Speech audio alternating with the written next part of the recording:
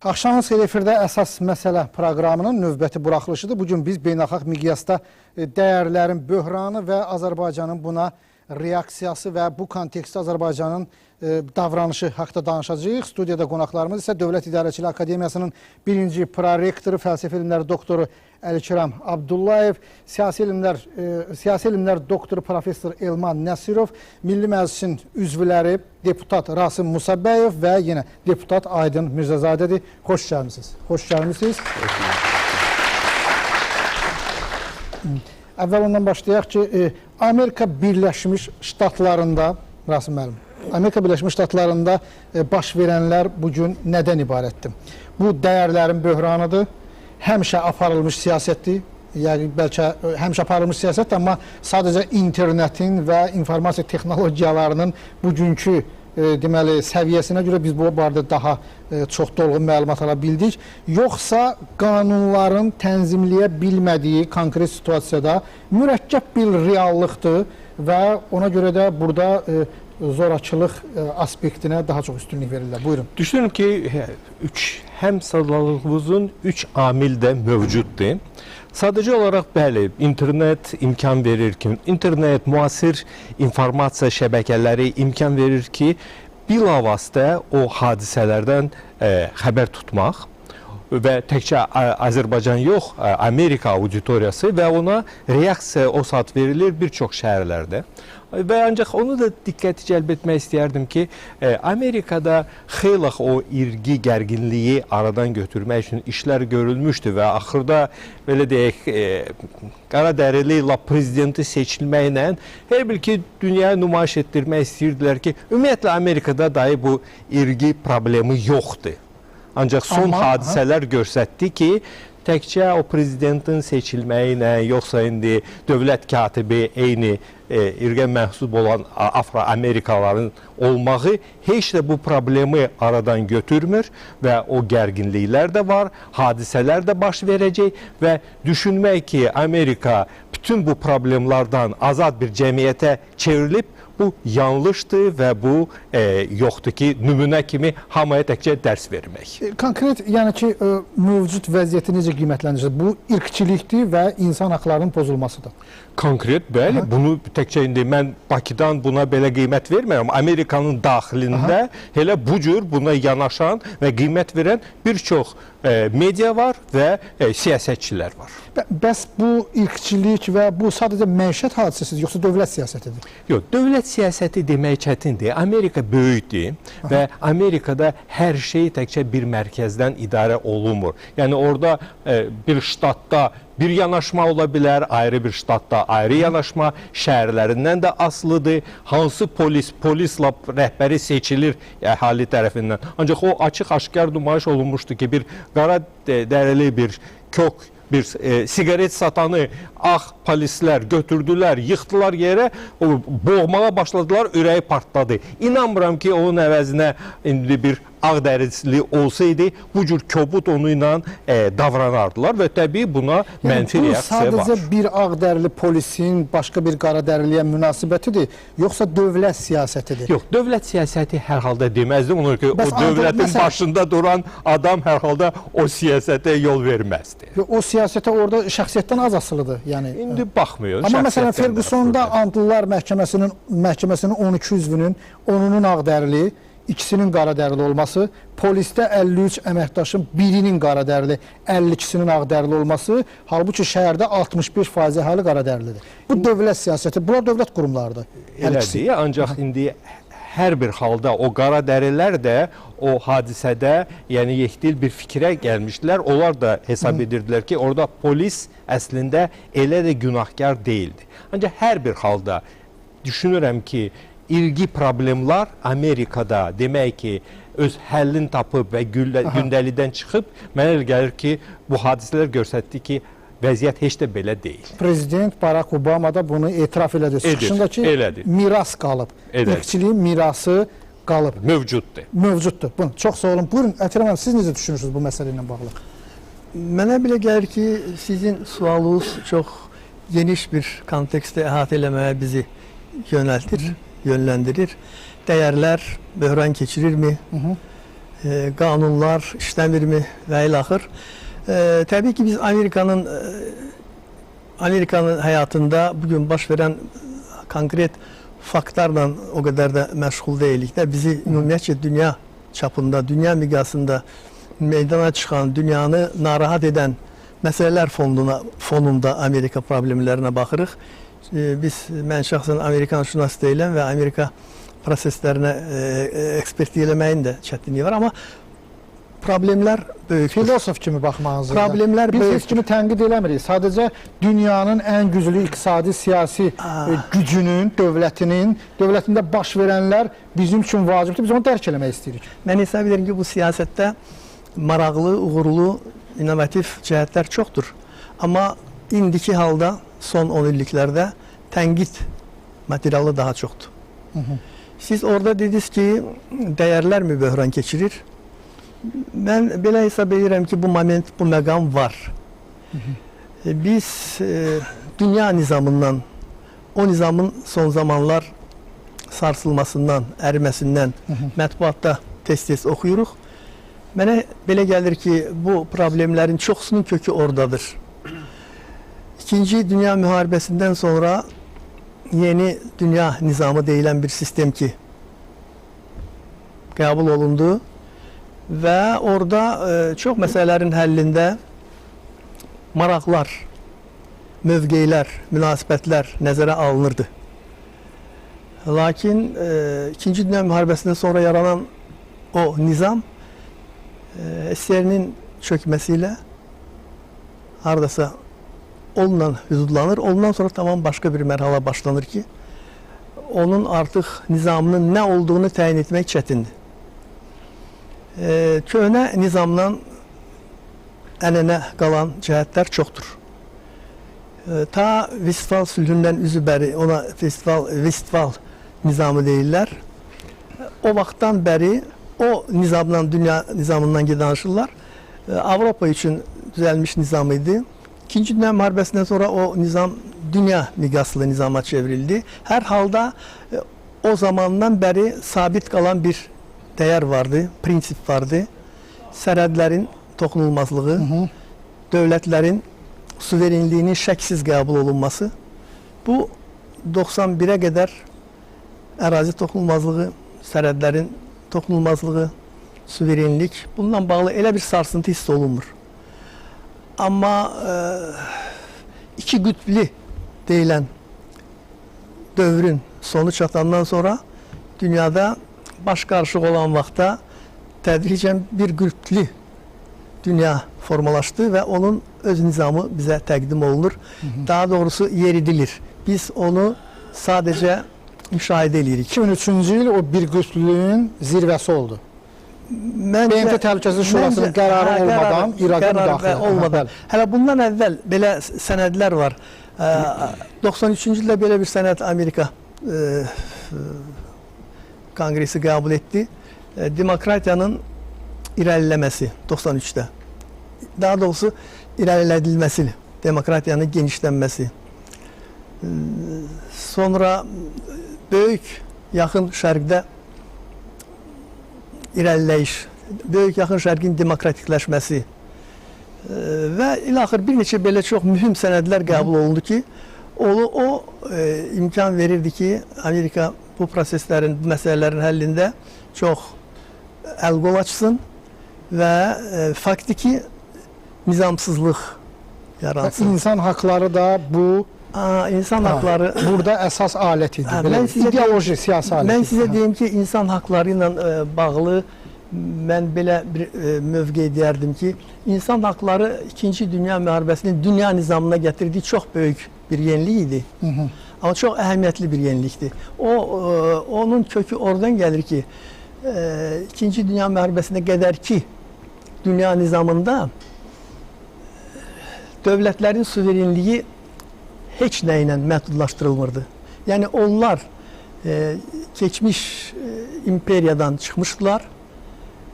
Roma imperiyasının təzədən qayıtmaması üçün bu işdə qəlbən, ruhən maraqlı olan müstəqil dövlətlərin suverenliyini tam təmin edirdilər. Ancaq sonraki hadisələr göstərdi ki, dövlətlərin suverenliyinin həddi hüdudu olmayanda faşizm yaranır. Və belə hallar olmasın deyə yeni dünya nizamı yarananda BMT-nin nizamnaməsi, insan hüquqları bəyannaməsi və digər ona uyğun o sənədlər qəbul olunarkən insan hüquqlarına prioritet verildi və mən hesab edirəm ki, Bu 73-cü ildə Helsinki 75-ci ildə, 75-ci ildə. İndi necə Amma düşünürsün? mən düşünürəm ki, insan hüquqları sərhədlərin toxunulmazlığına, dövlətlərin suverenliyinə toxunan bir prinsip deyil. İndi yeri gələrsə o barədə ətraflı söhbət Əkrəm, 75-ci ildə qəbul olunmuş bu prinsip beynəlxalq münasibətlərdə əsas aparıcı, yəni münasibətlərin ideoloji bazasına çevrildi. İndi bugün 2014-cü ildə Amerika Birləşmiş Ştatlarında baş verənlər həm də insan haqlarının özünün beynəlxalq münasibətlərdə davranışında prioritet elan edilmiş bir dövlətdə. Bu demək kimi həmin dəyərlər 75-ci ildə təsdiq olunmuş, qəbul olunmuş, bu gün artıq gündəlikdən çıxır. Əsla, Yaxud çıxa bilər, ona bir ərəfə, zəmin yaranıb. 1948-də qəbul olunan insan hüquqları haqqında ümumi bəyannamə ki vardı. Onun tətbiq dairələri var, onun prinsipləri var, tələbləri var və o heç kəsə əsas vermir ki, insan hüquqları prinsipinə, insan hüquqları kompleksi ilə müstəqil öz mənafe ilə bağlı qərarlar qəbul etsin. Yəni bu bir kəlmə ilə deyiləsi məsələsi deyil. Bu indi söhbətin gedişində şərait yaranarsa mən ətraflı izahat verərəm. Amma hər halda demək istəyirəm ki, o dəyərlər böyük dəyərlərdir. İnsan hüquqları da böyük dəyərdir. Sərhədlərin toxunulmazlığı, dövlətlərin suverenliyi də böyük dəyərdir. İkinci Dünya müharibəsindən sonra da bu dəyərlərə şübhə gətirə biləcək heç bir sənəd qəbul olunmayıb. Sadəcə bu prinsipləri, bu dəyərləri, bu normaları öz mənafeyinə uyğun təfsir edir. Reallıqda necə tətbiq olunur, söhbət ondan gedə bilər. Çox sağ olun, çox sağ olun. Elementar ilə Qarabağ məsələsində indi söhbət... Mən Qarabağla bağlı sizə sual verəcəm. Siz necə düşünürsünüz? Bu baş verənlər nədir? Həmin dəyərlərin böhranıdır, yoxsa fraqmental bir hadisədir və Rasim müəllimə verdiyim sualı sizə də verirəm. Bu, orada dövlət siyasətidir, yoxsa yenə məişət hadisətidir? Mən deyərdim ki, mürəkkəb bir reallıqdır. Bayaq siz bir termin işlətdiniz. Qanunun tənzimləməyə çətinlik çəkdiyi mürəkkəb reallıq, belə deyək. İş burasındadır ki, Amerika Birləşmiş Ştatlarında irqlərin bərabərliyi prinsipi elan edilib. Müxtəlif irqlərdən olan insanlar vəzifələrə irəli çəkilib və dövlət hesab edib ki, bununla da cəmiyyətdə irqçilik problemi həll edilib. Əslində isə göründüyü kimi o problem həll edilməyib. Rəsmi elan olunanla, qanuni müstəvidə olanla, faktiki olan arasında fərq var. Yəni, hüquq sahəsində tutaq ki, hər hansı bir problem yoxdur. Qara dərli dövlət başı seçilə bilir, vəzifələrə çəkilə bilir, onlar polisə işə götürülür, dövlətin xaricdə təmsilçilər elan edilir və s. və s. Hətta incəsənət, elm, kino sahəsində mükafatlar verilərkən ağ və qara dərlilərin nümayəndələr arasında bir nisbət də gözlənilir. Ancaq bununla belə aşağı səviyyədə bu problemin mövcud olduğu görünür. Nə də görünür? Məsələn, tutaq ki, qara dərlilərin əksəriyyət təşkil etdiyi şəhərdə hüquq mühafizə orqanlarında qara dərlilərin sayı nisbətən aşağıdır. Və yaxud da ki, bu problemin məişət səviyyətində mövcudluğunu kim də bilməsə aşağı hakimiyyət orqanları bilirlər. Amma nədənsə müxtəlif irqlərin nümayəndələri ilə təmasda digər irqin nümayəndəsi belə deyək, münasibətdə olur və bu belə fəsadlara gətirib çıxar. Eyni zamanda Amerika hüquq sistemində də müəyyən qüsurlar özünü göstərməkdədir. Məsələn, Amerikan polisinin ixtiyarı var ki, vətəndaşa dayan əmri verdikdən sonra dayanmasa, birbaşa onu öldürməyə yönelik atəş açsın. Əlini cibinə salırsa ona atəş açsın, öldürmək olar. Əlbəttə. Məsələn, Amerikada yol polisi sürücünü saxlayarsa, o mütləq əlini sükan üzərinə qoyaraq polisin gəlişini gözləməlidir. Əks halda o mütləq yerində gec görünə bilər. Çox son, bu fikrinizi yadınızdan çıxartmayın. Rasim müəllim dedi ki, polisin orada hərəkətində qanunsuzluq yoxdur. Buna görə qanunsuzluq yoxdur ki, qanunlar özləri artıq Andlılar bu açıq. qərarı çıxartdılar. Yəni ki, Yox. polisin bu məsələdə günahı yox idi. Niyə ona Halbuki qanun ona polis gül öldürməyə ərizə icazə yazıb verir? Çıxdı. Yox, qanun ona Aydın müəllim Bəli. deyəcək, qanun ona icazə verir ki, öldürsün. Yəni cüzi bir ehtiyatsız hərəkətə görə Orada belədir ki, polis ən təhlükəli işlə məşğul olur. Aha. Ona görə onun həyatına hər bir təhlükə yarandığı halda o birinci növbədə özünü müdafiə etməyin düşünməlidir. No, amma- Və Amerika qanunları bu cür yanaşır məsələyə. amma başqa ölkələrə məsləhət görürlər ki, O qanunları ayrı liberallaşdırın, amma sizin qanun sərtdir, amma polisə böyük səlahiyyətlər verir. Onu liberallaşdırmaq lazımdır və onun azadlığını, sərbəstliyini məhdudlaşdırmaq lazımdır. Fərq bilirsiniz Yəni burada nədir? belə, başqalarına belə. İbrahim müəllim, indi hamıya tövsiyə vermək imkanındadır. Sadəcə olaraq Amerika deyir ki, bizim tənqidimizi Amerika eşitmir, ancaq hesab edir ki, o kimisə tənqid edəndə ya tövsiyə verəndə mütləq şəkildə onların tövsiyələrinə əməl olunmalıdır. Bəzən tövsiyələrlə qalmır, sonra bombalayırlar. Buyurun Aydın müəllim, siz deyin. Yəni bu məqam göründüyü kimi çox ağır nəticələrə gətirib çıxarda bilir. Etirazlar olur, dövlət hansısa bir sahədə artıq idarə edə bilmədiyin fərqinə alır və s. və s. Yəni insan hüquqlarının kobud surətdə pozulması üzə çıxır. Siz bayaq bir misal gətirdiniz ki, Amerika Birləşmiş Ştatları hansısa bir ölkədə bu məsələyə reaksiya verir. İndi təsəvvür edin ki, Amerikada irqi zəmində baş verən bu hadisələrə dünyanın 196 ölkəsinin 180-ı etirazını bildirsin, Amerika Birləşmiş Ştatlarının insan hüquqlarını müdafiəyə çağırsın. Mən görərdim, onda ABŞ administrasiyası məsələyə necə reaksiya verəcək. Hansı ki, özü digər bir ölkədə müəyyən bir məsələni artıq dövlət belə deyək, problemi səviyyəsinə qaldırır, özündə olanları isə bu artıq həll oluna bilən və yaxud da bayaq bildirdiyiniz kimi keçmişdən miras qalan məsələ. Hakimiyyət ona görə hakimiyyətdir ki, keçmişdən miras qalan məsələləri nəzarətdə saxlasın və onun müəyyən nəticəyə gəlib çıxmasını baş verir. Və çox maraqlı bir məqam alınır. Məsələn, Barack Obama demokratik düşüncəli bir insandır və böyük bir hadisədir ki, qaradərli insan Amerika Birləşmiş Ştatlarının prezidenti seçilsin. Amma nədənsə məhz onun prezidentliyi dövrdə irqi zəmində hadisələrin sayı durmadan artıb. Məsələn, yazıza gəlirsə bir dəfə bir polis nəfəri qaradərli bir professoru öz evinə daxil, pəncərəni sındıraraq daxil olanda aralarında münaqişə yaranmış. Yaxşı ki, o vaxtı polis belə deyək, özünü saxlayıb silah tətbiq etməmişdi. Və Barack Obama sonradan onları Ağ Evin həyətinə dəvət edib, üçü birlikdə bir söhbət etmişdilər. Amma bu demək deyil ki, söhbətlə, bəyanatlar verməklə, yaxşı qanunlar qəbul etməklə problemi həll etmək olar. Göründüyü kimi bu problem var və bu problem ciddi problemdir. Mən deyərdim ki, hələ bu qaradərlilərlə baş verən hadisədir. Ancaq gəlin görək, Amerikanın cənubunda İspan dilli əhali yaşayan zonada nə qədər bu tipli məsələlər var, hansı ki, dünya mətbuatının gündəliyinə çıxmır.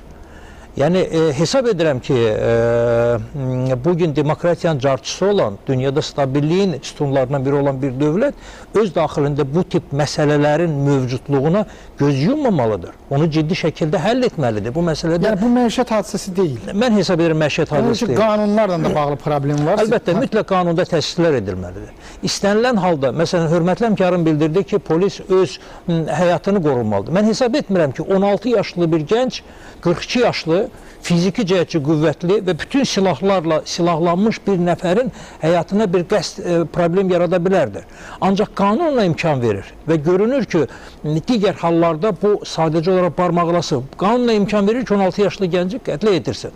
Və mən hesab edirəm ki, tutaq ki, 16 yaşlı gəncin yerində bir ağdərli olaydı. Və şübhəsiz ki, bunu sadəcə bir insident kimi baxaraq həmin polisə bəraət qazandıracaqdılar və əlində silah yeni bir 16 yaşlı gənci ona itaət edib etmədiyi situasiya hesab edirsiniz ki, Amerika Birləşmiş Ştatlarında qanun polisə qeyri-adekvat, zor tətbiq eləməyə səlahiyyət verir. Hətta öldürməyə. Polis özü zor aparatıdır. Yəni, bütün dövlətçilik fəlsəfəsində bu var. Belədir, amma polisin səlahiyyətləri həddən artıq böyük olanda, polisə zor tətbiq etmək imkanları məhdudlaşdırılmayanda bu mütləq axırda gəlib sosial, ən əsası siyasi problemə çevirir. Təşəkkür edirəm Aydın müəllim. Buyurun Elvan müəllim, siz bu məsələ. Düzü, Yəni, həmin suallara xahiş edirəm cavab. Aydındır. Martin Luther King'in yəqin ki, bu məşhur bir fikri var idi. Deyirdi ki, mənim bir arzum var. Arzusu da o idi ki, gələcəkdə Afro-Amerikalılarla ağlar əl-ələ tutub, uşaqlar Washingtonun küçələri ilə geçsinlər. Və Barack Obama 2008-ci ildə ABŞ prezidenti seçilərkən çoxları dedilər ki, nəhayət ki, Martin Luther King'in ruhu şad olacaq ki, onun ən yüksək səviyyədə arzuları baş tutdu. Amma mən belə hesab edirəm ki, heç də Barack Obama'nın prezident seçilməsi özü bu ölkədə irqçiliyin olmaması və həqiqətən də Afro-Amerikalıların ağlarla bərabər statusa malik olmasının təsdiqi idi. Bu yerdə o məşhur Taleyranla bağlı bir epizod var. Günlərin bir günü yayılır ki, Taleyran ölüb. Və heç kim buna inanmaq istəmir ki, Taleyran ölmüş mü olar? Yəni bu yalan bir şeydir. Sonra əmin olurlar ki, Taleyran həqiqətən də ölüb. Onun növbəti bir şair yayılır ki, görəsən məqsədi nəymiş görür? Taleyran görəsən niyə görür? Məqsədi nəymiş? Ona görə hesab edirəm ki, əgər belə bir irqçiliyin olduğu bir ölkədə, baxmayaraq ki, 1964-cü ildə Konstitusiya 24-cü düzəliş var ki, orada aydın şəkildə yazılıb ki, qanun qarşısında hamı bərabərdir. Yəni Afro-Amerikalılar da, Latino-Amerikalılar da, ağlar da eyni hüquqludur. Amma hesab edirəm ki, yəni 2008-ci ildə Obamanın prezident seçilməsində bu məsələ, yəni bu kimə lazımmış məsələsi aydın olur. Yəqin o qüvvələr üçün lazım olub ki, o qüvvələr bununla fon yaradıblar. Yəni Barack Obama'nı, Illinois ştatının sadəcə bir senatorunu gətirib Birləşmiş Ştatlar kimi fövqəladə dövlətin prezidenti statusunu gətirib çıxaran qüvvələr, o qüvvələr bununla fon yaradıblar ki, Birləşmiş Ştatlarda əslində heç bir irqçilikdən söhbət gedə bilməz. Yəni bu icebergin görünən hissəsidir. Amma əslində isə başqa bir reallıqdır. Obama'nın prezident seçildiyi ildə Simpson hadisəsi ilə bir hadisə baş vermişdi.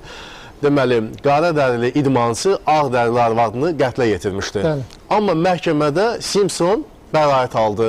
Bəraət alanda bütün Birləşmiş Ştatların 50 ştatında və Kolumbiya Federal Dairəsində çox bayram şənlikləri təşkil edildi ki, Simpson ağ dərili arvadını öldürür, amma ona məhkəmədə azadlıq verilir. Belə bir... Amma bu niyə görə belə oldu? Çünki yəni heç bir zaman... Artıq belə görürəm ki, qərəzli münasibətdə var. Artıq hüququn aspektdən baxmırlar bu şeyə. Yox, yəni ki, bu onu təsdiq... Kim haqlıdır? Bəlkə də Simpson haqsız imiş öz arvadını öldürməkdə. Məlum olundu ki, haqsız idi sonra. Sonra sübut olundu ki, amma sadəcə buna yəni hüquqi müstəvidə baxmır. Əhali də belə baxır. Siyasi baxımdan. Ancaq siyasi kim uddu məsələ? Yəni ki, futbol kimi baxırlar. İbrahim, mən ümumiyyətlə Birləşmiş Ştatlarda bax, vəziyyətin indiki halda olmasına mən təəccüblənmirəm. Yəni o qədər dərin psixoloji bunun, yəni ki, əsasları var. Bilirsiniz niyə görə təəccüblənmirəm? Ona görə ki, xarici siyasət, daxili siyasətin davamıdır deyilən məşhur bir deyim var da. Biz ora keçəcəyik. Birləşmiş Ştatların atdığı addımlar beynəlxalq aləmdə, Yugoslaviyanın 78 gün bombalanması, BMT Təhlükəsizlik Şurasının qətnəməsi yoxdur. İraqla bağlı hadisələr onu göstərdi. Bir ölkənin hərbi büdcəsi gəlib 700 milyard dollara gəlib çatdı. Bütün ümumi daxili məhsulun, bütün dünyanın hərbi büdcəsinin milyard deməkdir. Belə bir dövlətin xarici siyasəti 577 milyard bu dəqiqdir. Amma ev tikintilərinə, hərbçilər əlavə pullarını gəlib 700 milyarda gəlib çatır. Və belə olan vəziyyətdə Birləşmiş Ştatların xarici siyasətindəki aqressivlik bu mövcuddur və bu heç bir halda daxili siyasətdə bu humanist olsun, daxili siyasətdə deməli o xarici siyasətə bənzəməsin, o fərqli olsun, o humanist olsun, bu inandırıcı deyil. Ona görə hesab edirəm ki, bu günləri Birləşmiş Ştatların daxilində əhalinin 13%-ni təşkil edən Afro-Amerikalılara, 16%-li Latino-Amerikalılara münasibətdə ayrı-seçkili siyasəti var və hesab edirəm ki, Birləşmiş Ştatlar kimi fövqəli dövlətdə bu təsadüfi, xaotik, fragmental xarakter daşıya bilməz. Yəni, bu düşünülmüş bir siyasətin tərkib hissəsidir və bununla da Birləşmiş Ştatlar əksində daxildə də o qüvvələrin gözünün odunu almaq istəyir. Necə ki, xarici siyasətdə eyni siyasət var. Çox sağ olun, təşəkkür edirəm. Maraqlı bir məsələyə toxundu ki, daxili güclü dövlət olduğuna görə beynəlxalq münasibətlərdə demokratik deyil, qanunları pozur və başqa dövlətlərin daxili işlərinə qarışır. Son zamanlar Azərbaycanda həbs olunanlarla bağlı verilən bəyanatlar və bugün də belə bir məlumat getdi ki, onlar Azərbaycanda hansı siyasi proseslərə müdaxilə eləmək istəyirlər rəsmən. Buyurun. Bu nədir? Daxili işə qarışmaqdırmı? Var. Bəli, daxil işlərə qarışma var və indi Ələkərəm müəllim dedi ki, o dəyərlər öz mövcudluğunu saxlayır və mən tamamilə razıyam ki, bəli, insan haqları, demokratiyanın inkişafı, bunlar hamısı dəyərlər kimi mövcudlar və öz qüvvəsini saxlayır. Sadəcə olaraq biz görürük ki, bunu siyasi manipulyasiya üçün istifadə bu bayraq altında Əkrəm müəllim deyir, dəyərlər niyə bu bizim özümüz üçün lazımdır? O mənada- özümüz üçün də o mənada lazımdır deyir, və aha, dünya üçün də lazımdır. Ancaq bu dəyərləri ölkələrin belə deyək, daxili işinə qarışmaq üçün, manipulyasiya üçün istifadə etməyi əslində o dəyərlərin əhəmiyyətini aşağı salır. Budur və biz bunu görürük. Tutalım, götürüb indi hansısa bir Amerikanın əl altı olan təşkilat yazır ki, mətbuatla bağlı Azərbaycanda dözülməz bir vəziyyətdir. 9 nəfər dustaqxanada. Bu göydən götürülən rəqəmləri ora yazıb və hansısa bir təzyiq üçün istifadə olunmağı bu da axı göz qabağındadır. Ya bugün açıram, oxuyuram ki, orada yazırlar ki, Amerika parlament seçkiləri üçün müxalifəti konsolidasiya etməklə bağlı qərar verib və bu fəaliyyətə başlayır. İndi səfir əvəzi gedir, müxalifət liderləri ilə görüş aparır bu istiqamətdə. Bilirsiniz, səfirliyin belə deyək, vəzifəsi odur ki, vəziyyəti öyrənmək. Bunun üçün lazımdırsa görüşmək, mətbuatda izləmək. Ancaq gəlib siyasi proseslara müdaxilə etmək, kimisə hansısa bir məsələdə yönəltmək ya mütəşəkkillik etmək, bu əslində səfirliyin səlahiyyətlərindən kənarda olan məsələdir. Bu, daxili işlərə müdaxilə deməkdir. Və indi ABŞ hesab edirsə ki, bu indi güc sahibidir dünyada, bunu edə bilər. Bu tamamilə düzgün deyil və təbii ki, adekvat bir reaksiya ilə üzləşir. Daxili işlərə qarışmaq təkcə qanundur, qanunun pozuntusudur, yoxsa bu mənəvi baxımdan nədir? Bax, mən Azərbaycanlıyam, bizim daxili işimizə qarışırlar. Bu mənəvi baxımdan mənə nədir? Yox, söhbət ondan gedir ki, götürüb onu indi sabah, yəni o təkcə cəhd kimi yox. Yəni bu hansısa bir qrantlar ayrılacaqsa, hansısa bir konkret fəaliyyət olacaqsa, təbii onun qarşısını almaq hər bir dövlətin nə mənada? Mən nə demək istəyirəm? Yəni demək istəyirəm ki, siz, mən, Azərbaycan vətəndaşları, zalda oturan tələbələr, aspirantlar, bizim daxili işimizə qarışmağı təkcə hüquqi aspektdən baxmalıyıq, yoxsa bir vətəndaş və millət olaraq da özümüzü təhqir olunmuş düşünmürəm ki, bizi idarə eləmək istəyir. Yox, təhqir olmalı, ancaq buna reaksiya verilir. Və sonda niyə qadağandı? Yox, qadağan deyil, hər halda. Yəni bunun hansısa mənəvi, psixoloji tərəfi var ki, qadağandı? Yox, yəni dövlət bunun qarşısını almaq üçün tam səlahiyyəti var. Söhbət ondan gedir. Biz yəni ABŞ-a nəyisə qadağa qoya bilmərik, yəni o qadağanın üstündən keçmək cəhdi də ola bilər. Ancaq bir dövlət kimi münasibətimizi bildirmək və onun qarşısını dövlətimizin daxilində almaq tam səlahiyyətimiz var. Çox sağ olun. Aydın müəllim, daxili işlərə qarışmaq həm mənəvi məsələ, həm də təhlükəsizlik məsələsidir. Təhlükəsizlik komitəsinin nümayəndəsi kimi. Yox, hesab edirəm ki, ümumilikdə daxili işlərə qarışmaz, yol verilməzdir. Heç bir halda. Heç bir qanun, nə daxili qanunvericilik, nə beynəlxalq hüquq bir qüvvənin, bir dövlətin, digər dövlətin daxili işlərinə qarışmasına, onun yerinə problemini həll etməyə çalışması yol verilməz. Amma bu son dövrlərdəki bu bəyanatlar, bu daxili işlərə qarışmaqdırmı? Bu birbaşa daxili işlərə qarışmaqdır. Bunun həm hüquqi, həm mənəvi cəhətcə, həm reallıq cəhətcə daxili işlərə qarışmadır. Hansı ki, hakimiyyətin fəaliyyətinə daxildə mövcud olan siyasi qüvvələrdən biri kimi qiymət verilməyə çalışılır. Hakimiyyətin bu və ya digər hərəkətinə artıq bir arbitr kimi, belə deyək, son arbitr kimi qiymət verməyə çalışılır. Ən əsası isə son qərarın, son düzgün qiymətin məhz onlardan asılı olduğu bir fikri formalaşdırılmağa çalışılır. Rasim müəllim dedi, siyasi sistemin subyektlərinə strukturlaşdırmağa çalışırlar. Yəni belə deyək. Mümkün olan, qəbul olunan bir məsələ deyil. İş burasındadır ki, belə deyək, bir-birinin daxili işlərinə qarışmaq məsələsi 2-ci Dünya müharibəsindən sonra çıxdı. Yəni, SSR-i özünə yaxın olan qüvvələri, belə deyək, şərti deyək, kapitalist ölkələrində dəstəkləməyə başladı. Amerika Birləşmiş Ştatları, Qərb dünyası isə SSR-i və ona yaxın olan dövlətlərə qiymət verməyə başladı. 1991-ci ildə həmin bu iki tərəlik məhv oldu. Bir qütblü dünya yarandı, amma həmin əhval-ruhiyyə mexanizm qalmaqdadır. və həmin o qütb, Amerika Birləşmiş Ştatları rəhbərlik etdiyi qütb belə bir belə deyək, fikirdə qaldı ki, onlar SSR və sosialist cəmiyyəti olmasa da digər ölkələrin fəaliyyətinə qiymət vermək hüququna malikdirlər. Hansı ki, bu hüququ onlara heç kəs verməyib və bunun özü qətiyyən düzgün bir məsələ deyil. Bu gün də dünya bir qütblidirmi? Rəsmən necə düşünürsünüz? Əslində bir qütblidir. Deyirlər ki, indi çox qütbli olacaq, ancaq həlli bir qütblidir. Keçid yəqin ki, mərhələsindədir. Necə düşünürsünüz Aydın müəllim? Bilirsiniz, neçə qütbdə olmasını bu tarixi proseslər müəyyənləşdirir. Bu sifarişlə olmur. Amma istənilən halda həmin qütbün özü... Hər halda böyük dövlətlər çalışırlar ki, bunu çox qütbli etsinlər. Yəni, bu istiqamətdə çalışmalar var. Çinin var, Rusiyanın var, Hindistanın var.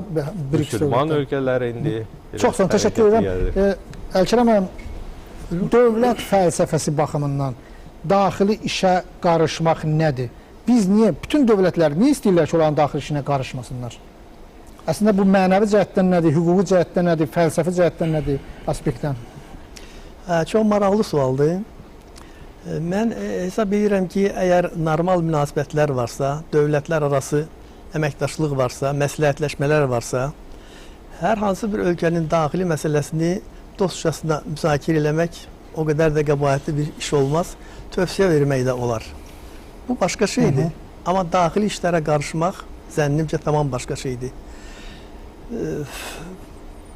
Hər bir dövlətin çoxlu sayda həll olunmuş problemləri var. Ən böyük dövlət olan Birləşmiş Ştatların da, yəni iqtisadi, hərbi qüdrət barədə deyirəm böyük və ən kiçik, ən gənc ölkələrində hamısının problemləri var.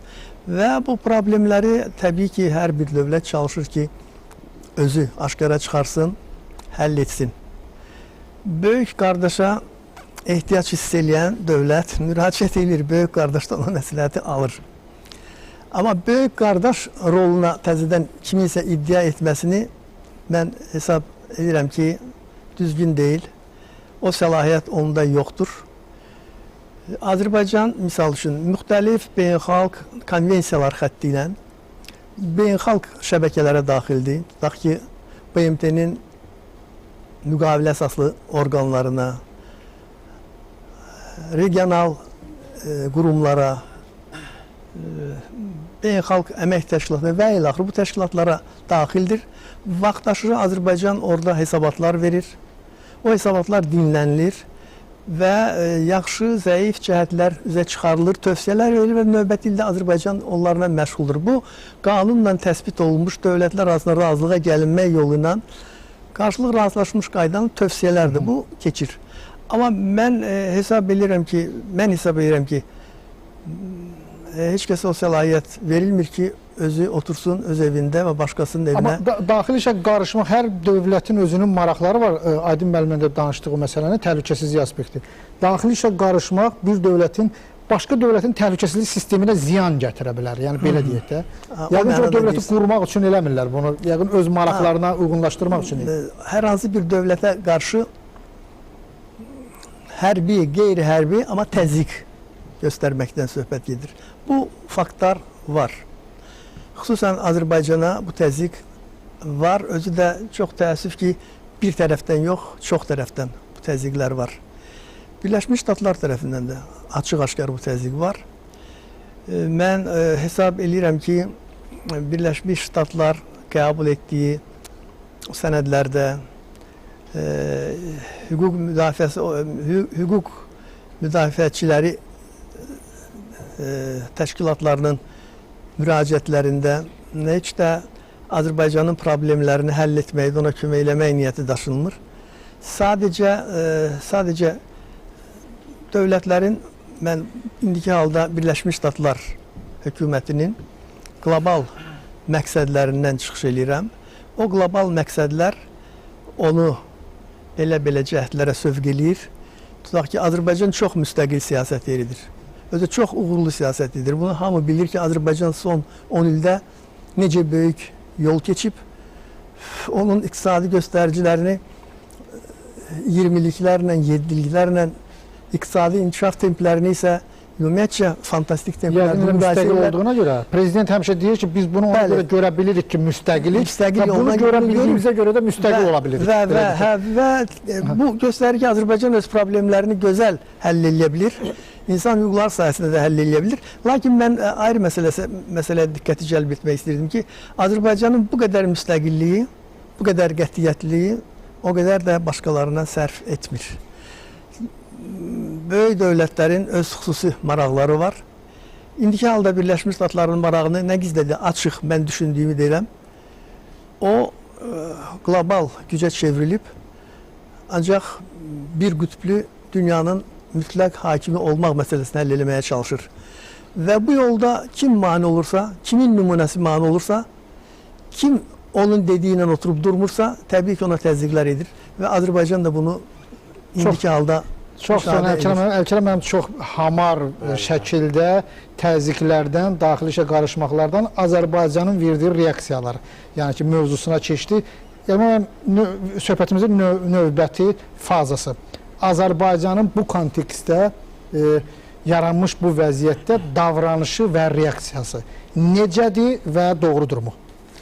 Prezident Administrasiyasının rəhbəri Ramiz Mehdiyevin ikili standartların dünya nizamı və müasir Azərbaycan adlı deməli əsərinin müzakirəsi zamanı xeyli deməli o məsələlərə baxıldı. Və elə həmin əsərdə çox aydın şəkildə göstərilib ki, Birləşmiş Ştatlar bu günləri ciddi cəhdlə çalışır ki, özünün hegemon siyasətini dünya dövlətlərinə qəbul etsin və kimlər bunu qəbul etmək istəmirlərsə, kimlər müstəqil siyasət yerinə yetirirlərsə, öz dövlət maraqlarını, milli maraqları hər şeyin fövqünə qoyurlarsa, belə olan vəziyyətdə həmin dövlətlər Birləşmiş Ştatlar üçün arzu olunmaz dövlət səviyyəsinə gəlib çatır və təzyiq elementləri işə salınır. Və təzyiq elementləri necədir sualından danışarkən isə həmin əsərdə çox aydın şəkildə göstərilib ki, Birləşmiş Ştatlarda bu günləri rəngli inqilabların ideoloji hesab edilən deməli Jim Sharp'ın əsərlərindən istifadə edilir və Jim Sharp'ın Diktaturadan Demokratiya doğru və qeyri-zoraki 198 hərəkət adlı əsərləri sanki müxalifətin bir stolüstü kitabına çevrilib. Yəni, belə vəziyyətdə Birləşmiş Ştatlar adətən hansı siyasəti keçirir, yəni təzyiq elementini işə salmaq üçün? Əvvəllər daha çox Mərkəzi Kəşfiyyat İdarəsinin imkanlarından faydalanırsa, indiki reallıqda daha çox Dövlət Departamenti həmin funksiyanı yerinə yetirir və təbii ki, Mərkəzi Kəşfiyyat İdarəsi ilə əməkdaşlıqda və necə əmələ gətirir? Siz fikir verirsiniz də, Azərbaycanla bağlı, insan hüquq və azadlıqları ilə bağlı müəyyən problemlər ən çox qabardan Dövlət Departamentidir.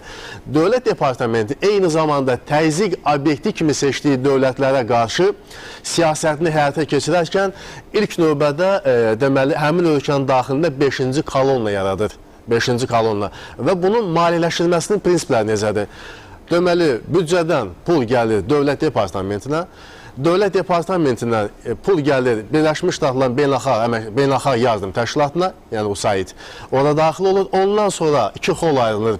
Deməli, Birləşmiş Ştatların ayrıca Milli Demokratiya Fondu və Milli Demokratiya İnstitutlarına ayrılır və sonra isə Beynəlxalq Respublikalar İnstitutuna ayrılır.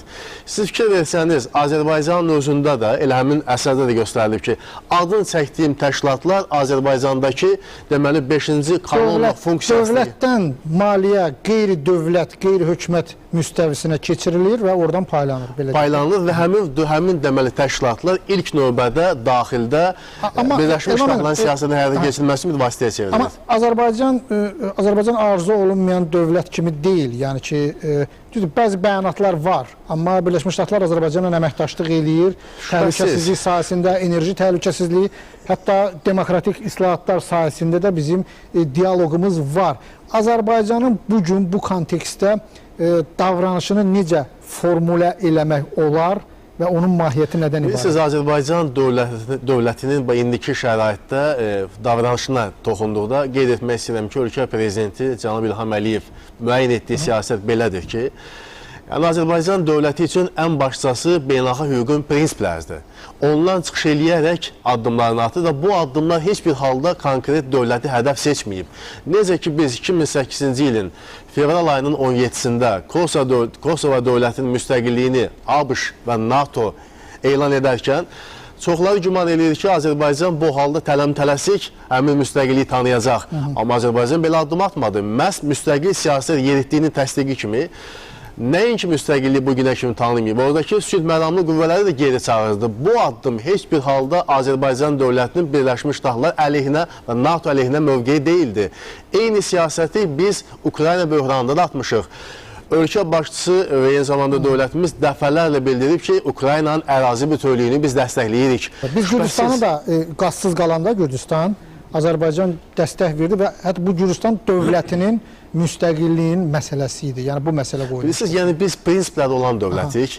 Biz beynəlxalq hüquq prinsiplərini hörmət edib addımlarımızı atırıq və bunu bu hər zaman belədir və gərək belə formula eləmək olarmı ki, Azərbaycan öz milli maraqları çərçivəsində hər kəslə əməkdaşlığa hazırdır, amma daxili işlərə qarışana qədər, yəni orada artıq özünün müqavimət mexanizmləri işə düşür. Bugünkü vəziyyət belədir. Bilirsiniz İbrahim müəllim, daxili işlərə qarışmaq məsələsində də iş orasındadır ki, gün kimi aydındır ki, bu daxili işlərə o zaman qarışırlar ki, həmin dövlətin, həmin o məsələdə yox ha, Amerikanın və Qərbin öz maraqlarına toxunan məsələlərdə onların xoşuna gəlməyib. Yəni nədəsə razı salmayıb, onların maraqlarına uyğun addım atmayıb, öz maraqlarının üstün tutub. Və belə vəziyyətdə nədən, hansı amildən yapışar, nəyə əsas götürək və belə insan hüquqları məsələsi universal bir təzyiq elementi kimi işə salınır. Çox son təşəkkür edirəm. Buyurun Rəsmən, bu məsələ ilə bağlı ki, Azərbaycanın davranışı. Əməkdaşlığa hazırıq, amma daxili işlərə qarışana qədər. Müəllimlik dövrü bitib. Bunu indi Əli Həsənov da öz çıxışında demişdi. Əsas budur. Sadəcə olaraq Amerikanın və Qərbin yanaşması ondan ibarətdir ki, bəli, demokratiya, insan haqları ilə bağlı dəyərləri baxmayaraq ki, onlar elə bir ki, dünyəvi indi dəyərlərdir, ancaq onun mənbəyi Qərbdir, ABŞ-dır. Bunlar hamıdan əvvəl bu yolu keçiblər və onların elə bil ki, müəllimlik eləmək hüququ da var, hələ müstəlik hakimlik eləmək də hüququ öz əllərində saxlamaq istəyirlər ki, bəli, bu insan haqlarına belə deyək, cavab verir, yoxsa cavab vermir. Verməyən halda deyirlər ki, bunu get düzəlt. Yəni, bu yanaşma ki, kimsə özünə hakimlik və müəllimlik hüququ Azərbaycanla yanaşmağında saxlamaq istəyirsə, təbii Azərbaycan bunu qəbul etmir. Məsləhətdir, tövsiyədir, əlaqədir, hansısa bir məsələlərdə birgə müzakirə bu mümkündür və biz bu müzakirələri, dialoqu davam etməyə hazırıq. Ancaq yuxarıdan aşağı bu məsələlərdə əl-əfsus biz görürük ki, bu məsələlərdə eyni yanaşma deyil. Ermənistanda jurnalistləri öldürürlər. Deputatı yarımcan vəziyyətinə salıb döydürüb balnitsadadır. Prezident seçkilərində bir namizədin birini güllələyirlər, yenə də deyirlər, yox, bunlar bu reytinglər götürüb düzürlər, hansı bir tövsiyələr verirlər, qiymətləndirmə aparırlar və bunlar bu məsələlərdə elə bil ki, adekvat yanaşma yoxdur.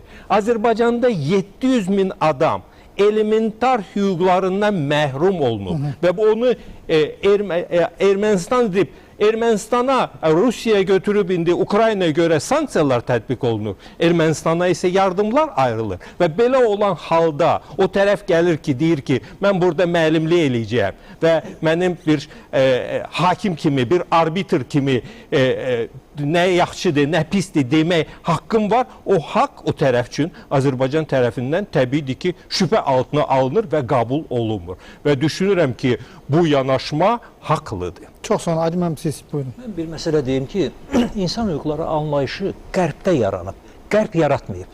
Yəni bunlar fərqli məsələlərdir. Və eyni zamanda insan hüquqları məsələsinə müəlliflik hüququ anlayışı ola bilməz.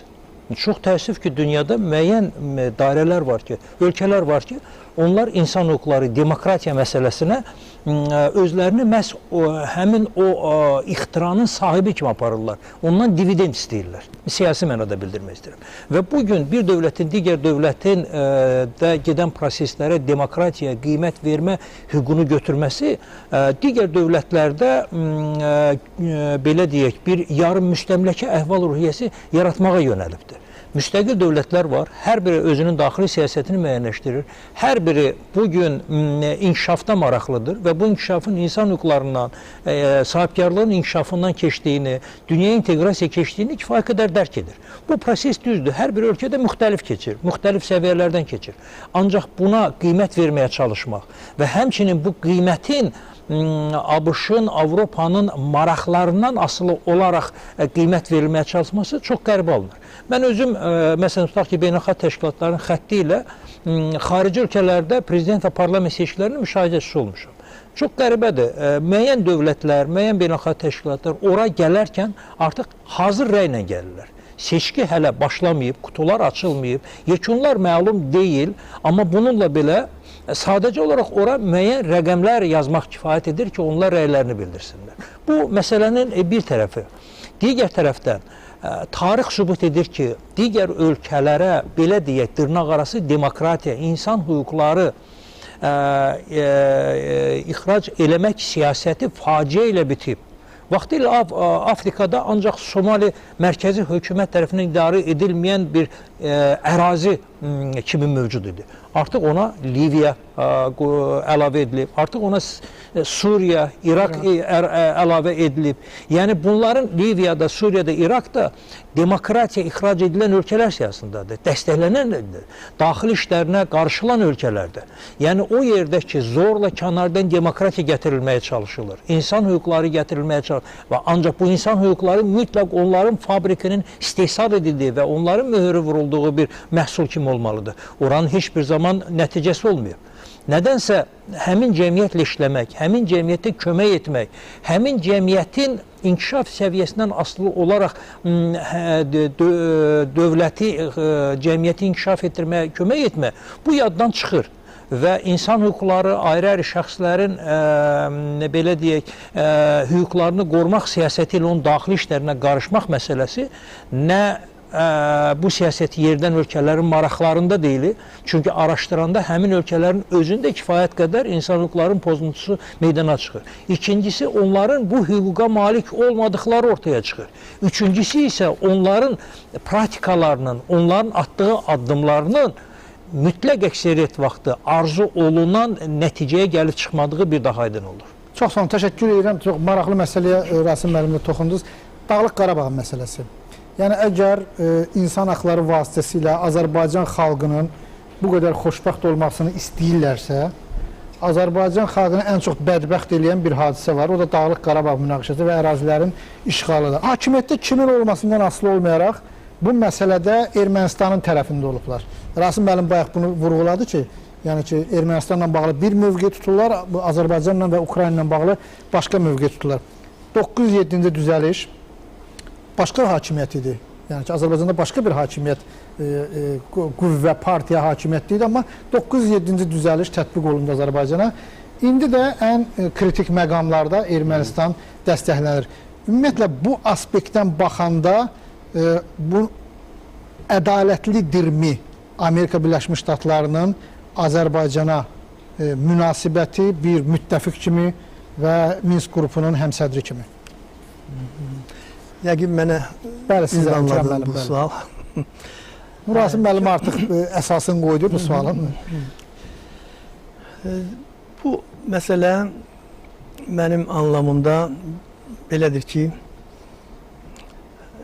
bütün qərb dövlətlərinin, xüsusən Birləşmiş Ştatların Qarabağ məsələsində mövqeyi nə Ermənistanın, nə bizim maraqlarımızla uzlaşdırılmır. Burada Birləşmiş Ştatların öz maraqları var. Mən mətbuatda çox oxuyuram ki, biz müsəlmanıq, onlar xristiyandır, ona görə onları müdafiə edirlər, bizi yox. Ola bilsin ki, bu məqamın hansı məqamdasa, bu momentin hansı məqamdasa, hansı səviyyədəsə müəyyən bir rolu var.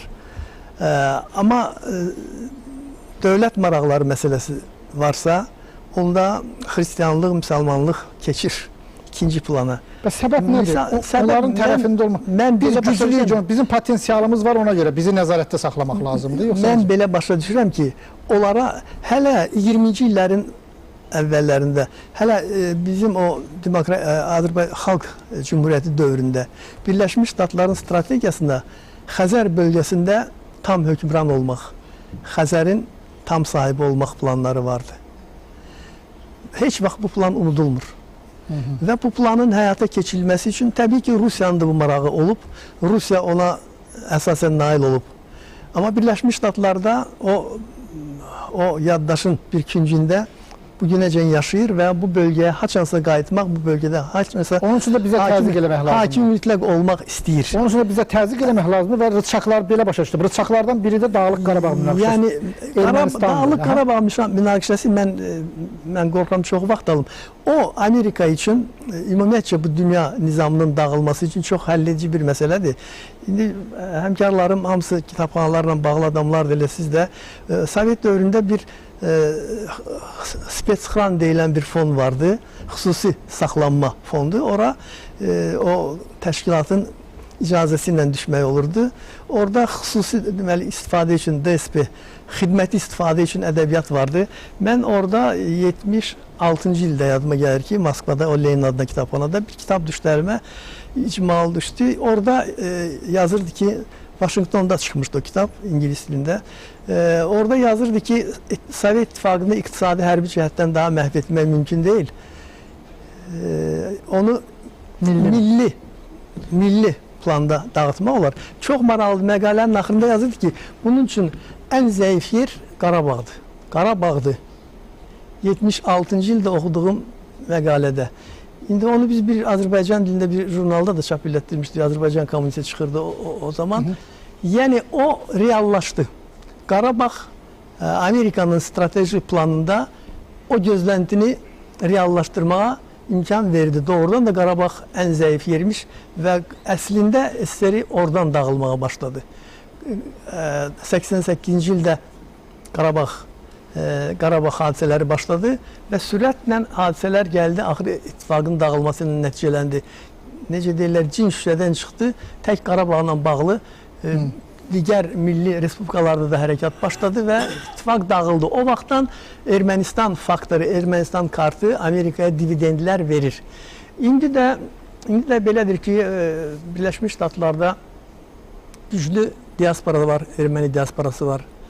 Seçkilərdə çox fəal iştirak edirlər. Seçki kampaniyalarına yaxşı vəsait qoyurlar. Güclü imkanlara, təsir imkanlarına malikdir. Lobbiçilik fəaliyyəti var. Bunlar hamısı bu kanalların hamısından təsir eləyirlər. Mənə belə gəlir ki, erməni kartını Amerika həmişə əldə saxlamaq istəyir. Əldə saxlamaq istəyir və gah bizə, gah onlara üstünlük verməklə bu mövcud vəziyyəti saxlamaq, uzatmaq, tam strateji mütləq üstünlüyü özünə təmin edəndən sonra bu məsələlərin həllinə rəvac vermək istəyər. Mənim anladığım budur. Çox gözəl, çox gözəl. Buyurun, alışdırın. Əlkərəm müəllimin dediyi fikirlərlə tam şərikəm və bu günləri Birləşmiş Ştatlardan olan rəsmilərindən soruşulanda ki, Azərbaycan dövlətinin ərazi bütövlüyünə münasibətiniz necədir? Təbii ki, 86,6 min kvadrat kilometr, yəni Dağlıq Qarabağ Azərbaycan ərazisi kimi tanıyırlar. Onda sual verəndə ki, bəs siz necə ola bilir ki, qondarma Dağlıq Qarabağ Respublikasına 1998-ci ildən üzü bəri nə az, nə çoxdur, 83 milyon dollardan çox vəsait ayırmışsınız. Ermənistana, işğalçı dövlətə siz 2 milyarddan artıq 1992-ci ildə bəri yardım ayırmışsınız. Bəs bunlar nə ilə bağlıdır? Bir çox hallarda onlar bu sualdan yayınır və kongresin üstünə atırlar və s. Onu qaraların təhsilinə, yəni ki, qara dərililərin təhsilinə ayrışırdılar. Yəqin onlar bu qədər həbsxanada olmazdılar. Bəli, bilirsiniz İbrahim müəllim, çox maraqlı, yəni Amerika Birləşmiş Ştatlarının siyasətinin mahiyyətini asır da bu məsələ. 1992-ci ildə bugünkü ABŞ-ın dövlət katibi John Kerry'nin adı ilə bağlı olan 907-ci maddə qəbul olunub ki, Azərbaycan iqtisadi qadağa aksiyasıdır. Bu günə kimi də ləğv olunmayıb. Çox maraqlı bir detal var. 92-ci ilin oktyabrın 24-də bu qadağa qanunu qəbul olunub, düzəliş qəbul olunub. Bundan düz bir il sonra, 93-cü ildə Konqresdə deməli Azərbaycanla bağlı müzakirələr gedir və bizim səfirliyin əməkdaşları iştirak edir, Azərbaycanın nümayəndə heyəti var. və bizim nümayəndə heyətindən çox əcaib, çox qəribə suallar konqresmenlər verməyə başlayırlar. Və sualların mahiyyəti belədir ki, məsələn, siz bu Səudiyyə Ərəbistanı ilə neft sahəsindəki o problemi niyə indiyə kimi həll edə bilmirsiniz? Siz Küveytlə bəs münasibətlərdə hələ də o boğaz məsələlərində siz hələ niyə razılığa gələ bilmirsiniz və s. Bizim nümayəndə heyəti donub qalır ki, bu nə suallardır? Bizim Küveytlə, Səudiyyə Ərəbistanı da yerləşdiyi bilmirlər. Ancaq qərar verirlər. Bunlar vaxtında bizim nümayəndə heyəti anlaşılmazlıq yaranır ki, axı siz Azərbaycandan söhbət gedir, sizin suallarınızı anlamırıq və konqresmenlər deyirlər ki, siz məhz Fars körfəzində yaşamırsınız, Fars körfəzi ölkəsi deyilsiniz. O konqresmenlər ki, düz bir il öncə, 92-ci ildə Azərbaycan Ermənistanı və Qondarma Dağlıq Qarabağ Respublikasının blokadaya alıb, buna görə bizə həmin 907-ci maddəni tətbiq eləmişlər. Yəni, əslində, bu onu göstərir ki, bugün Birləşmiş Ştatlar... Burada çox mühüm məqam var. Mən bayaq vurğuladım. Bir də o məsələyə qayıtmaq istəyirəm ki, Azərbaycanda kimin hakimiyyətdən asılı olmasından, kimin olmasından asılı deyil bu siyasət. Yəni, müxtəlif dövrlərdə Dağlıq Qarabağ və ərazi bütövlüyü ilə ermənilərlə bağlı eyni siyasəti orada da kimin hakimiyyətdə olmasından asılı olmayaraq eyni siyasət yürüdülür. Mən belə hesab edirəm ki, bəli, bu sistemli bir siyasətdir və Amerika Birləşmiş Ştatlarında iki partiyalı xarici siyasət kursu var. Yəni, kim hakimiyyətdə gəlməyinə asılı olmayaraq, hansı partiyanın, onlar maraqlıdırlar ki, təzyiq elementini özündə qoruyub saxlasınlar. Yəni, Azərbaycana qarşı təzyiq elementi Dağlıq Qarabağdır, insan haqları ilə bağlı məsələlərdir. Türkiyə təzyiq elementi qondarma erməni soyqırımı ilə bağlı məsələlərdir.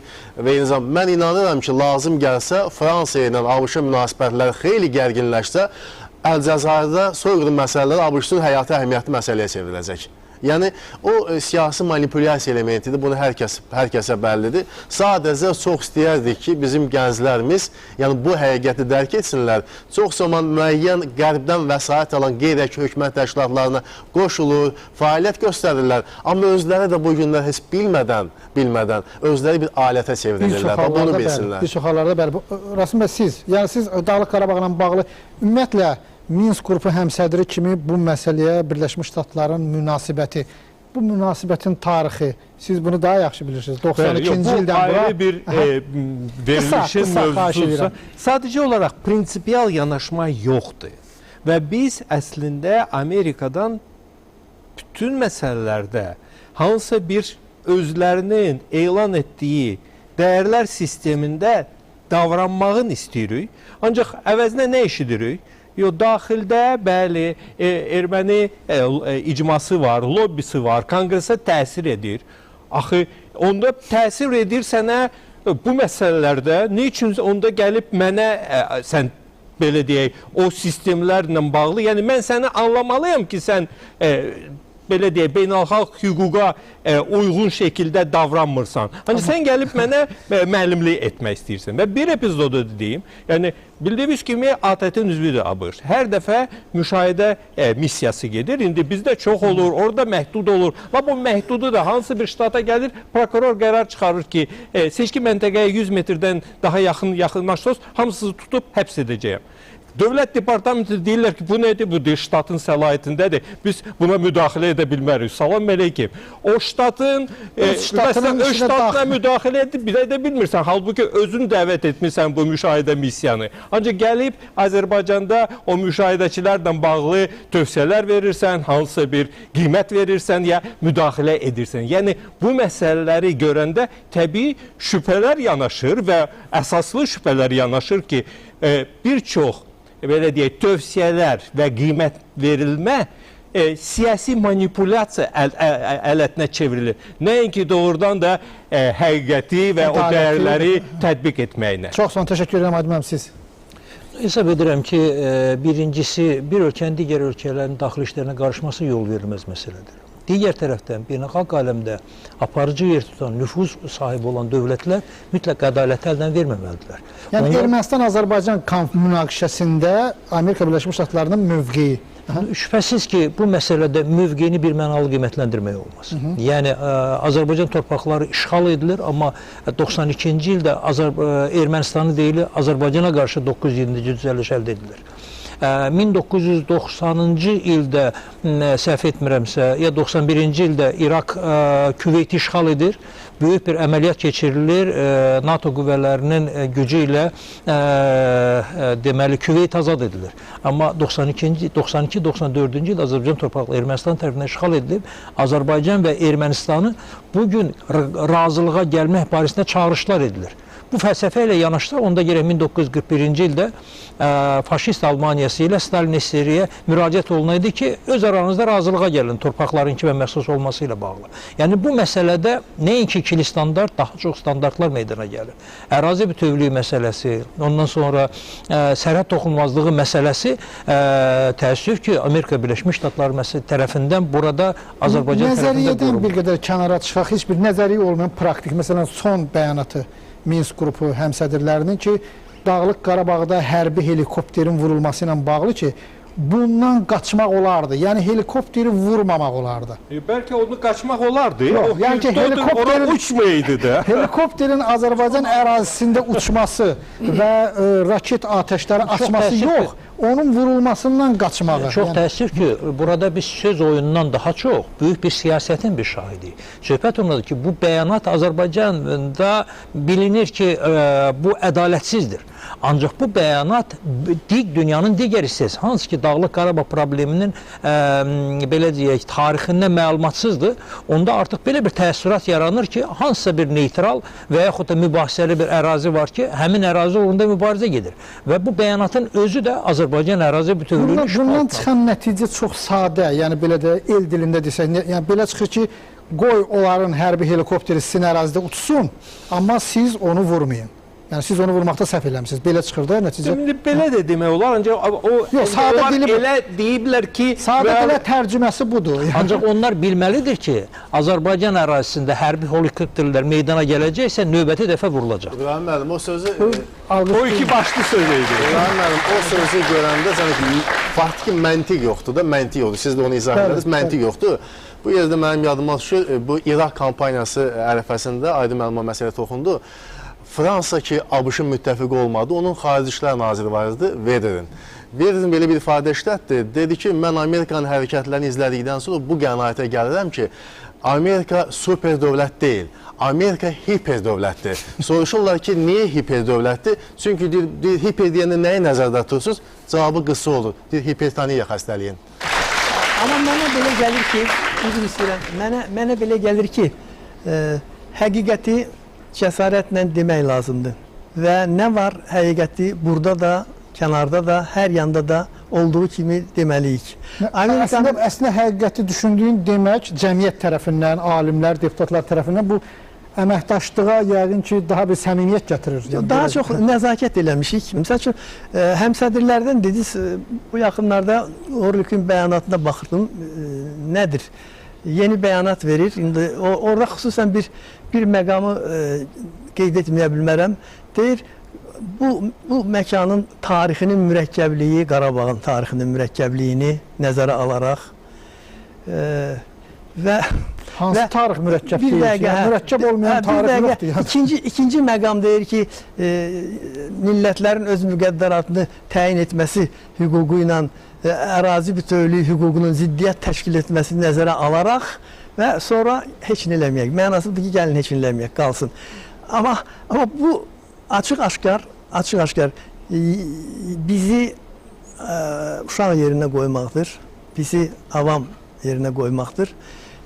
Bizim avamlığımıza daha doğrusu ümid etməklə düşünülən fikirlərdir. Bunlar hamısı aydındır ki, nə millətlərin öz müqəddəratını təyin etməsi hüququ ərazi bütövlüyünün ziddi nədir? Əsla. Əgər bilmirsə, həmsədirdir, otursun, öyrənsin. Metodiki kömək lazımsa, metodiki kömək istəsin. Və yaxud tutaq ki, Qarabağ tarixinin bəyəm Amerikanın tarixindən mürəkkəbdir Qarabağın tarixi. Yəni, açıq tarixlə tanış olanlar bilirlər ki, hər bir xalqın tarixi mürəkkəbdir. Sadə burada yaranıb 5 milyon il əvvəl və indiyə qədər də oradadır və elə... Əslində, Amerikanın tarixin yaranmasın, böyüməsin, göz qabağına gətirsək, Azərbaycandan daha çox orada ziddiyyətli məqamlar var ki, onlar pırtlasa, ümumiyyətlə o dövlətin qalıb qalmamağı Rasim müəllim, çox sağ olun. Amerikaya yenə söz deyir. Yasin hanım, Amerika Birləşmiş Ştatlarını yaradanda 3 kategoriya insanlar köçürülübdü. Onlara bir, həbsxanada olan ağır cinayətkarlar, ikincisi torpaqsız kəndlilər, üçüncüsü də dinin əleyhinə çıxanlardır. Hansı ki, Anglo-Sakslar, hakim dinin əleyhinə çıxanlardır. Anglikan kilsəsi. Anglikan kilsəsi əleyhinə çıxanlardır. Yəni bu əsasda əmələ Çox sağ olun, təşəkkür edirəm. Buyurun, sualınız var? Buyurun, buyurun. Səriyə Bünyatova, Prezident yanında Dövlət Dərəcə Akademiyası Hüquqşünaslıq ixtisası. Mənim sualım Rasim müəllim olacaq. Müzakirələrin gedişində deməli dünya liderliyi, bir qütblük və yeni dünya nizamı haqqında danışıldı. 1-2-91-ci ildən artıq Fukuyamanın təbirincə desək, tarixin sonunun başlanmasından etibarən Birləşmiş Ştatlar dünya liderliyini öz əlində saxlayır. Birləşmiş Ştatların keçmiş dövlət katibi Fukuyamanı oxumusunuz. özünün deməli Böyük Şahmat taxtası kitabında qeyd edirdi ki, əgər Birləşmiş Ştatlar dünya liderliyi vəzifəsinin öhdəsindən lazımınca gələ bilməsə, yaxud öz səlahiyyətlərinin çərçivəsini aşsa, bu statusu itirəcək və dünyada deməli çox qütblü bir sistem yaranacaq və bu çox qütblüyün yaranması isə dünyalar müharibəsinə gətirib çıxara bilər. Sizcə artıq dünya çox qütblüyə doğru gedir. Sizcə bu dünya müharibəsinin baş verməsinə səbəb ola bilərmi? Yox, Çox düşünmürəm. Pessimist. Bəli ki, indi dünya müharibəsi üçün belə bir şərait var və hamı anlayır ki, bu çox təhlükəli bir hadisə olardı və istəməzdi ona yol verilsin. Ancaq dünya təbii dəyişir və Fukuyamada ki, tarixin sonu ilə bağlı öz fikirlərindən geriyə çəkilib və tövsiyə eləyə bilərdim sizə ki, Farid Zakariyanın əsərlərini oxuyun. O daha, belə deyək, indiki şəraitə uyğun qiymətləndirmə verir və ABŞ-ın özünün də gələcəkdə, belə deyək də, üstün mövqeyini saxlamaq üçün daxilində nə etməlidir? Ona görə ki, Amerika özü rəqabətdə bir çox sahələrdə o öndə getməyin itirir. Ancaq hər bir halda dünya dəyişilir və biz anlamalıyıq ki, burada hansı bir dövlətin daimi öz mövqeyini saxlamaq və bununla da tarix bitsin, bu mümkün deyil. Ancaq eyni zamanda, yəni hər halda müharibəni də belə gəlir ki, gözləməyə dəyməz. Yəqin ki, indi müasir müharibə yəqin raketlərlə olmayacaq. Rusiya ilə indi Amerika arasında olduğu kimi, yəni iqtisadi müharibələr daha realdır. Daha realdır, şəbəkələrində müdaxilə şəklində də aparıla bilər. Soğuk müharibəni aparmaq üçün gərək o biri tərəfin ideologiyası olsun, yoxdur. Rəqabət aparmaq üçün hərbi gücü olmağa yoxdur. İqtisadi maliyyə gücü olmalıdır, yoxdur. Müttəfiqləri yoxdur. Ona görə o gərginlik var, ancaq soğuq müharibə səviyyəsinə qalxmaq heç o ehtimalı da yox. Çox sağ ol, təşəkkür edirəm. Buyurun siz. Hüseyn İsmailov, İdarəçi Akademiyasının 4-cü kurs tələbəsi. Mənim sualım bundan ibarət idi ki, yəni müzakirələr ərzində belə fikir səsləndi ki, Azərbaycanla Amerikanın bəzi məqamlarda maraqları toqquşur ki, Amerika insan hüquqları və digər vasitələrdən istifadə edərək təzyiqlər göstərməsi. Bəs yəni o maraqlar nədən ibarətdir? Yəni onlar səslənmədi. Bizə maraqlı olardı ki, hansı maraqlardır ki, Amerika onun təmin olunmasını istəyir və Azərbaycan... Maraqlar toqquşmur, sadəcə elə tələblər var ki, onlar bizim milli maraqlarımıza cavab vermir. Yəni, Azərbaycanı istəyərdilər İrana qarşı istifadə etməyə. Bəli. Onların maraqlarına cavab verirdi, ancaq Azərbaycan üçün bu əlavə təhlükədir və heç nə vermir.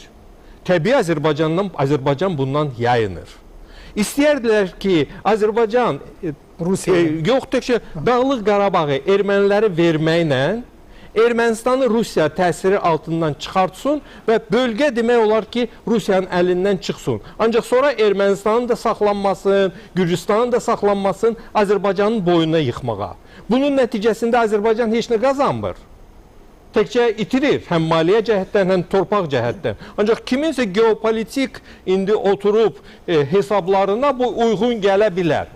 Azərbaycan buna getmir. Təbii o Amerikada hiddət yaradır. Yaxud qazın ucuz satılmasını istəyirlər. Ya da indi tutalım, özü Azərbaycana silah satmır. Biz gedib indi onu Rusiyadan alırıq. xoşlarına gəlmir ki, biz nə üçün Rusiyadan axı sən sat, səndən gəlir malımda. Yox, satmırsan ki, bu bizim siyasətimizə ziddir. Yəni sadalamaq çox məsələlər olar ki, yəni istəyərdilər ki, biz maliyyə diferensifikasiyası, yəni bu verilişə gedəcək, getməyəcək. Biləsiniz. Yəni istəyərdilər ki, biz bütün maliyyəmizi, neftdən gələn pulları gedək Amerika banklarında saxlayaq. Sonra o banklara layihələr verək ki, biz onlarda pulu saxlayırıq 2%-la, onlar bizə 7-8%-la onların seçdiyi layihələrə pul ayırsınlar, kredit ayırsınlar. Onların bankları qazansın, bizim pullarımız orada fırlasın və hələ onların imkanı olsun, dondursunlar. Desinlər ki, bunu belə elə, bunu belə etmə. Biz bunu etməyəndə xoşlarına gəlmir. Yəni demək istəyirəm ki, bu indi Azərbaycanın Amerika ilə maraqların toqquşması səviyyəsində olmasa belə, ancaq Azərbaycanın bir çox məsələlərdə müstəqil davranması təbiidir ki, onların belə deyək, xoşlarına gəlmir. İndi onların deyəndə olar bil ki, təkrar edirəm, Dövlət Departamentdə hardasa hansı bir energetika nazirliyində olan şəxsin xoşuna gəlmir. Ancaq belə ümumi şəkildə ki, Azərbaycanın maraqları Amerika maraqları ilə belə deyək, toqquşur, bu mənə gəlir ki, şişirmə olar. Təhlükəsizlik sahəsində çox şeylər, əməkdaşlıq var, NATO müstəvisində, Əfqanistan məsələsində, yəni demək olmaz belə, enerji təhlükəsizliyi, buyurun. Şübhəsiz ki, hər bir dövlətin milli maraqları var və dövlətlər bir-birlə münasibətlərdə həmin maraqları əsasən üst-üstə düşən nöqtələr axtarırlar. Amma müəyyən güc mərkəzləri, böyük dövlətlər var ki, onlar digər dövləti ümumən təsir altında saxlamağa çalışırlar. Və Azərbaycana qarşı edilən cəhdlər də hansı ki, detalları burada Rasim müəllim bildirildi, bundan ibarət. Azərbaycanı ümumən təsir altında saxlamaq. Və təsir altında saxlamaq bir var, zəif dövlətləri təsir altında saxlamaq, onu etmək asandır və sonradan istifadə etmək də asandır. Amma zəif ola-ola tədricən güclənən və dünyanın güc mərkəzlərinə, nüfuzlu dövlətlərin birinə çevrilən bir dövləti təsir altında saxlamaq artıq bu bir strateji məsələyə çevrilir və Azərbaycan da şübhəsiz ki, buna müqavimət göstərir. Təşəkkür edirəm. Qonaqlarımızı çox sağ olun. Dövlət İdarəçiliyi Akademiyasının tələbələri, aspirantları, yəni ki, sizə də təşəkkür edirəm verilişdə iştirak elədiyinizə görə. Xatırladıram ki, bugünkü proqramımızın qonaqları Prezident yanında Dövlət İdarəçiliyi Akademiyasının birinci prorektoru, fəlsəfə elmləri doktoru Əlikiram Abdullayev, siyasi elmlər doktoru professor Elman Nəsirov, Milli Məclisin üzvləri Rasim Musəbbəyov və Aydın Mirzazadə idi. Biz onlarla bugün dünyada yaranmış beynəlxalq miqyasda dəyərlərin böhranı və Azərbaycanın bu kontekstdə davranışı və buna reaksiyası haqqında idi. Sağ olun, növbəti görüşə qədər.